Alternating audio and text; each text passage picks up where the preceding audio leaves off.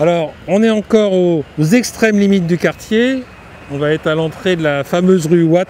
Et là, on voit plusieurs chantiers qui se profondent.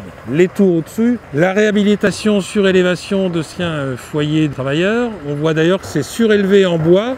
Et là, on utilise des techniques très contemporaines de construction qui n'étaient encore à peine pensables il y a une dizaine d'années. Sur de pouvoir construire en bois, derrière, il y a une partie qui est assez haute.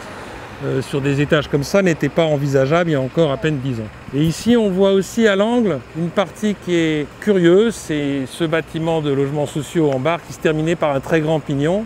Eh bien, ma foi, on crée quelques logements en arrondi et en angle comme ça, parce qu'il faut voir aussi que la ville de Paris a besoin de terrain et que donc on utilisera toute cette petite partie qu'on peut construire pour créer du logement. Et enfin, derrière nous, des logements sociaux en pierre massive, qui est remarquable. Il y a tout un patrimoine de bâtiments en pierre massive, plutôt de logements mais aussi de bureaux dans Paris, qui est assez méconnu parce qu'on ne le voit pas. Souvent on passe devant, on ne fait pas attention. C'est la fin des années 50, début des années 60, la période où la pierre va disparaître de l'utilisation et du savoir-faire des architectes. Mais la pierre revient aujourd'hui, on a d'ailleurs un enseignement à l'école sur ce sujet, et c'est un bâtiment géosourcé dont on redécouvre les vertus et l'économie en termes de dépenses carbone.